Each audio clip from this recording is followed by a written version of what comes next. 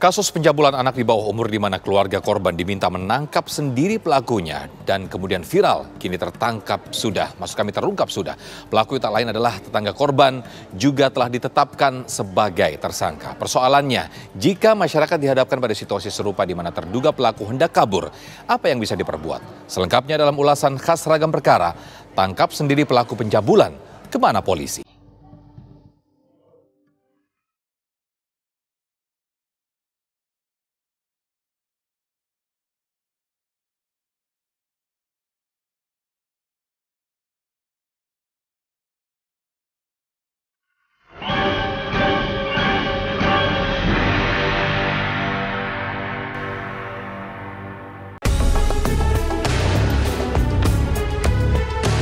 AY kini hanya bisa merenungi nasib.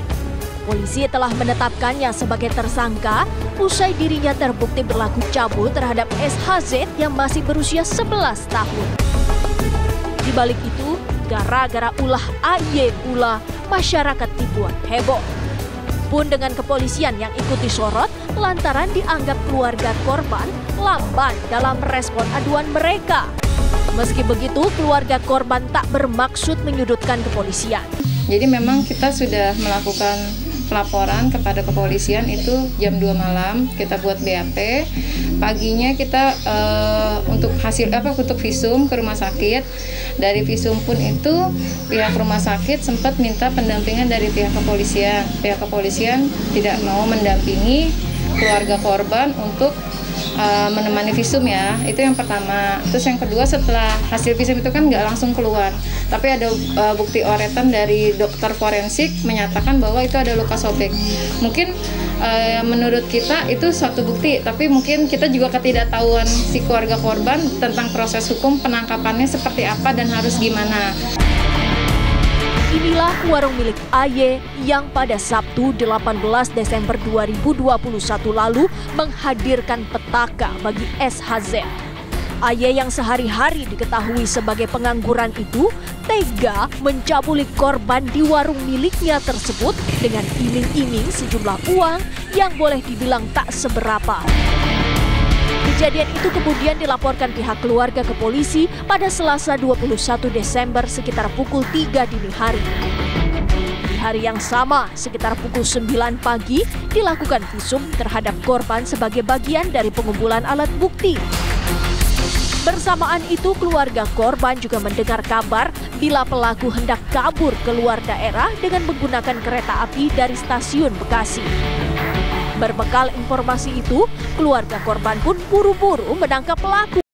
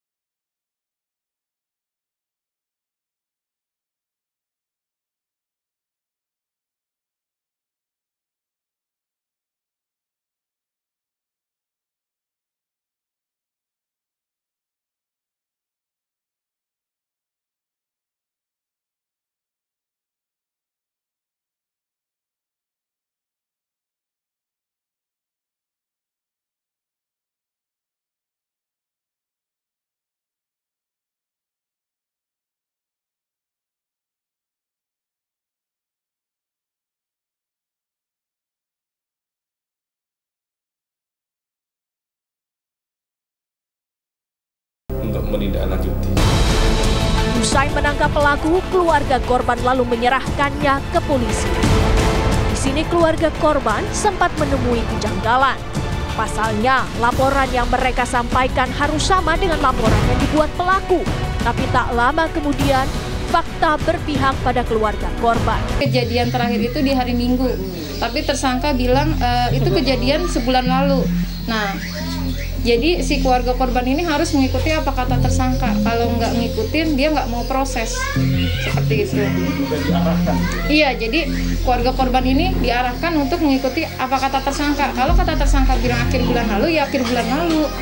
Kalau enggak, ya udah kita nggak mau proses, dan sempat dibentak juga sama unit PPA di sana.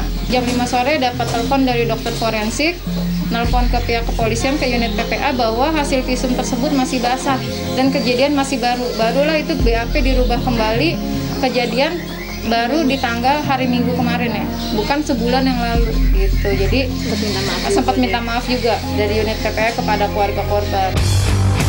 Kendati keluarga korban sempat merasa tanggapan aparat terhadap laporan yang mereka sampaikan tidak seperti yang diharapkan, namun kepolisian berdalih pihaknya tidak bisa serta-merta menangkap seseorang. Selain belum mengantongi surat perintah, penangkapan seseorang juga harus melewati serangkaian prosedur. Polisi sudah menjelaskan pada saat pemeriksaan awal, polisi sudah menjelaskan bahwa prosedur kita mengumpulkan bukti awal untuk bisa melakukan penangkapan. Kemudian kami menerima penyerahan pelaku itu jam 11 di sini di Polres. Kemudian langsung dilanjuti dengan pemeriksaan lanjut penahanan kepada pelaku. Itu tanggal 21. Bisa ada tindakan-tindakan lain yang bisa dilakukan oleh polisi dalam hal ini, misalnya mengintai pelaku atau kemudian membatasi ruang gerak pelaku dan kemudian mengumpulkan alat buktinya sehingga dilakukan sebuah penangkapan. Tanggal 23 Desember 2021 atau 2 hari usai AY diserahkan ke polisi, AY kemudian resmi ditetapkan sebagai tersangka. Belakangan, keluarga korban mengungkapkan bila ada korban lain, yakni anak berusia 9 tahun berinisial N. Selain itu disebutkan pula bila ibu korban telah menyampaikan maafnya perihal pernyataannya yang menghebohkan itu. Kala itu pernyataan bahwa penyidik menyuruh pelapor menangkap sendiri pelaku di stasiun Bekasi terlontar karena didorong rasa emosi. Apalagi kasus pelecehan seksual terhadap anak khususnya di Bekasi cukup memprihatinkan.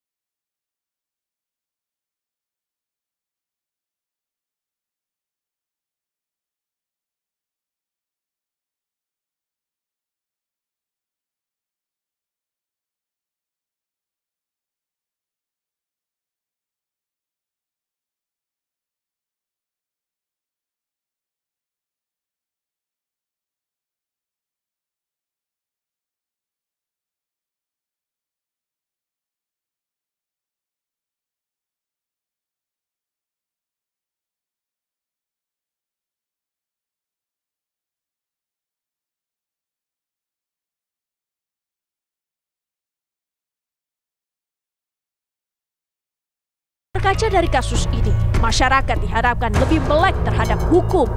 Pun, aparat kepolisian juga semakin nyata dalam mewujudkan visi presisi, yakni prediktif, responsibilitas, transparansi, dan berkeadilan.